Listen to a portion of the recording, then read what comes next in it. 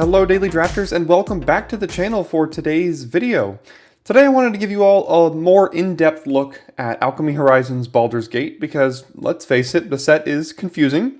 There are tons of new mechanics for us non-Alchemy players, and quite frankly, we were all pretty surprised when the set dropped and we found out that it is the summer release, replacing Streets of New Capenna and holding us over until Dominaria United in September.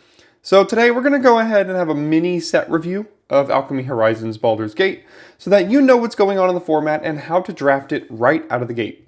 So what is Alchemy Horizons Baldur's Gate? Well, it says here, it is a digital-only release adjacent to the set of the release of Commander Legends Battle for Baldur's Gate, which was the paper release of the draftable Commander set that just came out about a month or so ago. It combines a selection of cards from the Commander set along with digitally rebalanced cards and all sorts of other new cards that we're going to get to here in a second. So it's a draftable set that we have for the summer here. We've got a ton of new mechanics, and I'm going to get into these a little bit more in depth than I did last time after we get into what the cards in this set are. So what are we dealing with when it comes to what cards are in this set? Well, we begin with 111 cards that are directly reprinted from the Battle for Baldur's Gate Commander Legends set in paper. Cards like Ancient Gold Dragon, cards like Black Market Connections, Druidic Ritual, Chain Devil, everything on this list here that doesn't have an AFR or an AFC next to it. These are cards that kind of give that still a similar D&D vibe to it, you know, kind of like AFR did last summer. Then we have 68 cards that are directly reprinted from Adventures in the Forgotten Realms, last summer's standard legal set. Cards like Celestial Unicorn, cards like Demogorgon's Clutches, Hill Giant Herdgorger, things like this. You kind of remember some of these cards. There's 68 of them that are directly reprinted from AFR. There are also 6 cards that are directly reprinted from the Forgotten Realms Commander release. Unrelated to Commander Legends Baldur's Gate, but is the Commander release adjacent to the Forgotten Realms release last summer. A couple of them are Grim Hireling, sorry the name is cut off a little bit here. There's only 6 in here, so Wand of Orcus, there's just a couple. We then have a couple of rebalanced cards. The only one that really is going to affect you too much is Sepulchre Ghoul here. Again, sorry, the side is cut off over here. It was originally a 2-1 and is now a 2-2. All of the text is the exact same. Here's the new one. It's just a 2-2. It does say that both versions of this card are in the set, but I would be shocked if that's true. That would make absolutely no sense. We also have 4 cards that were rebalanced from Commander Legends Battle for Baldur's Gate, including Earthquake Dragon, Monster Manual, Baba Lysago Night Witch, and Minskin Boot Timeless Heroes. These were also rebalanced in these ways from the Baldur's Gate original set. Next, we have 38 reimagined cards, and what that means is we have 38 cards that were originally in Commander Legends Battle for Baldur's Gate, which was released as a Commander set, remember. There are mechanics in Commander that don't work for a limited environment, such as cards like Taxi Toucaners. It's a weird name of a card. But in the original Baldur's Gate set, it was a 5-mana 3-2 flying with Myriad. Myriad is basically a commander-only mechanic that only works if you have more than one opponent. So they changed that card into Ranger Squadron. And what I've noticed is that most of the instances of Myriad in the original set, they have changed to Double Team to make it more of a 1v1 limited environment keyword. Now there's also a couple of other things in here like Initiative, Choose a Background. They've changed some of these other things so that they can function more appropriately in the 1v1 setting. Next we have 19 specialized cards. And rather than go over all of these right now, I'm going to go ahead and wait until I explain what specialized is before trying to show you what any of these cards do. But just know that we have 19 of the specific specialized cards in the set. And lastly, there are also 43 brand new digital-only cards specifically designed for this limited environment. They're all listed here. Boriskir Tollkeeper, Undersimplify, Hypnotic Pattern. There's 43 of them here that are specifically designed for the digital space using some of the new keywords that we're going to go ahead and talk about right now. Our first digital-only mechanic that we're going to cover here in this video is Conjure. Now, Conjure creates a card for you to use that did not exist before. It's important to note that it is not a token or a copy of a spell, but it is an actual card that just appears for you in the game. Appears in your hand, it can appear in your library, in your graveyard, directly onto the battlefield. It can go many places. It remains a card to cast even when it changes zone. So let's say you conjure a card into your hand, you then cast it to the battlefield, it then dies and goes to your graveyard. You can reanimate that card still. It was conjured into the game. It is now a new card in your deck, in your hand, in your graveyard, wherever it was conjured to, and you now have access to that card for the rest of this game. Next we have Perpetually, and Perpetually effects modify a specific card permanently, even as it enters other zones of play. For example, if a card is perpetually changed in your hand to gain an effect, or lose toughness, or gain power, or anything of that sort, when you play it to the battlefield, it will still have that effect. When it dies and goes to the graveyard, it will still have that effect. If you reanimate it from the graveyard back to the battlefield, it will still remain with that effect. So, for example, I don't believe this card's in the set, but Davriel's Withering, so one black mana, target creature and opponent controls perpetually gets -1/-2.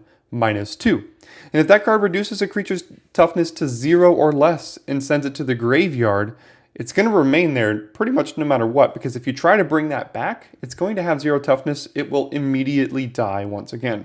So Perpetually is like temporary effects, but instead of them being temporary, they remain for the rest of this game no matter where they sit in your graveyard, battlefield, or deck. Next we have Seek, which they say here is a digital twist on a tutor effect. So certain cards allow you to seek a card with specific criteria, randomly pulling one from your library that meets the criteria without shuffling. So here's an example. We have 2 and a black for Manor Guardian. When it dies, each player seeks a non-land card with mana value 2 or less. It's a 3 mana 4/3. So when this dies, you're going to randomly be given a card from your deck with mana value 2 or less. And because this card specifically says each player, so will your opponent. The last returning alchemy mechanic that we have today is Spellbook. Now, Spellbook is a curated list of up to 15 flavor-resonant cards tied to a specific card in the game. Cards with the Spellbook mechanic only appear on alchemy cards, and effectively what you do is when you play a card and you are instructed to draft a card from this card's Spellbook, of the 15 cards in its Spellbook, you are randomly presented with 3 on your screen, and you then get to choose one of those 3 to put into your hand. You're drafting a card from the one of the 3 that you see. So let's take a look at an example here in Ishkana Broodmother. It's 4 mana 3/5 with reach. Other spiders you control get +1/+2. And you can pay 1 and a Golgari hybrid to exile 2 cards from your graveyard and draft a card from its Spellbook. Here is its Spellbook. Here are the 15 cards that you could be presented with 3 of, right? Drider, we have Spider Spawning, Mammoth Spider, Sentinel Spider, Arachniform. You'll notice Flavor Resonant. These are all spider-related cards in one way or another. Hatchery Spider. I mean, you could get something as powerful as what was a bomb rare in, I believe, Guilds of Ravnica, or just a common in Arachniform that isn't great. But you're going to be presented with 3 of these. You then get to choose one, put it in your hand. So that's how Spellbook works on various cards throughout the set. Our first new mechanic that is introduced specifically for this set is Double Team. Whenever a creature with Double Team attacks, if it is not a token, you conjure a duplicate of the original to your hand, and then they both perpetually lose Double Team. So in that one sentence, we have 2 mechanics that we had already talked about, Perpetually and Conjure, and then a new one in Double Team. So when it attacks, you conjure a duplicate. So you're going to get another copy of that card into your hand. Then both the card on the battlefield that attacked and the one in your hand forever lose the text Double Team for the rest of this game. Then whenever you're able to play that one, you have 2 copies of it essentially. So let's take a look at an example here in Giant Fire Beetles. It's a 3 mana 2/2 with Menace and Double Team. Simple enough. You play your 3 mana 2/2, Next turn you attack with it, you get another 3 mana 2/2 into your hand, but both of these lose double team. This is their way of kind of balancing Myriad for single player or for 1v1 play. And it's a nice way to accrue a little bit of card advantage in a set that, or in colors that might otherwise not be able to give you a lot of it. Our next new mechanic for this specific set is Boon, and Boon is one of the more simple ones. It is essentially a delayed trigger. So sometimes if you have a creature that enters the battlefield, it could say you gain a boon with the next time a creature enters the battlefield, it perpetually gets +1/+0 or something along those effects here. So our example here is going to be Arcane Archery, which is 2 and a green for an instant. Target creature gets +3/+3 and gains reach and trample until end of turn. You also get a boon with when you cast your next creature spell, that creature enters the battlefield with an additional +1/+1 counter, reach counter, and trample counter on it. So really all a boon is just a delayed trigger. On Arena, you're going to get a little symbol on the left side of your screen that lets you know you have a boon, and then next time you cast a spell that fulfills those boon requirements, it will trigger and you will get those effects. And lastly, we've saved the best for last. We have Specialize. This is by far and away the most confusing mechanic that Magic has ever introduced to the game. So let's dive into it. It says here it is a digital-only combination of Transform and Perpetual. It's kind of like an MDFC where there's a front side and a back side. However, because this is digital, they're not limited by how many backsides they can have, right? In a cardboard piece of paper, you have a front side and you have a backside. You're limited by those two sides. In digital, well, all of these Perpetually cards have 5 backsides to them. So what you do is you cast a card that has Specialize. They're all mono-colored. Let's see if we can find an example here. Here we go. We have the original card being Viconia Night Singer's Disciple. 1 and a black for a 2/3 with Specialize 2. You can also pay 1 to exile target card from a graveyard.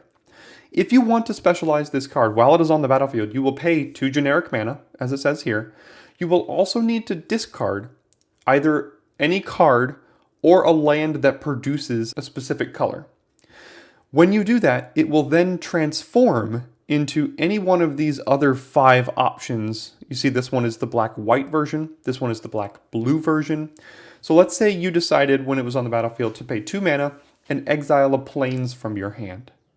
It would then transform into Viconia Disciple of Rebirth. It changes to a 3/4, and it says when this creature specializes, so it's like a trigger when that happens, you get to conjure a duplicate of target creature card exiled with this creature into your hand. It perpetually gains, you may spend mana as though it were mana of any color to cast it, and if it has mana value 3 or less, you may put it straight onto the battlefield, and it still has that exile target card from a graveyard text. So what you want to do with this card, for the black-white version, is while this is on the battlefield, you use the 1 generic mana ability to exile some cards from a graveyard. Then when you decide to specialize it, you can conjure a copy of one of those cards that you exiled, right? You can also specialize by discarding any white card in your hand. So let's say you had a Pacifism. You could discard a Pacifism and pay 2 to transform it into Viconia, into the black-white version. If you had an island in your hand, you can transform it into the blue-white version. They're all very similar, you'll notice. So when this one specializes, choose up to a target creature card and up to 1 target instant or sorcery card from among cards exiled with this creature. Conjure a duplicate of each of those into your hand, and they perpetually can gain that they can be cast with any color of mana. So this one gets you an instant sorcery and a creature. This one gets you just a creature, but if it's 3 or less, it goes right onto the battlefield. Every single one of these options will give you a different effect. You can also discard either a swamp or another black card to turn it into like a better mono black version, right? I think it drains your opponent, and you get another one into your hand, and it becomes a 3/4 as opposed to the original 2/3. So all of these kind of they get better as you specialize. I think once you play with this, it gets a little bit easier to understand, but there's a lot of reading going on to know what happens. Just know that the majority, not all, but the majority of these specialized cards on the back side here, they do a very, very similar thing. But the only difference is this kind of last line of text here. Mana value 3 or less, put it right on the battlefield. This one is either you can get an instant or sorcery as well as a creature. The mono black version, ETBs you gain 2 and they lose 2. Red black version perpetually gains +1/+0 and haste. And then the green black version perpetually gains +2/+2. So there's various effects that you'll get from the backside of all of these creatures. So lastly, I'm genuinely curious what you all think of this set. I'm not sure we ever thought we'd be getting this in the limited environment. We definitely didn't really know recently that we'd be getting it, and it just kind of showed up for us. Are many of you Alchemy players? Do you like these Alchemy mechanics? Do you mind this coming to Arena? Would you rather have a regular set? Are you open to drafting this? Are you just shut off because it's Alchemy and you don't want to draft this anymore? What are you thinking? I'm really curious. I have a couple of opinions already, but I'm going to go ahead and save those for some of the draft videos as they come and go.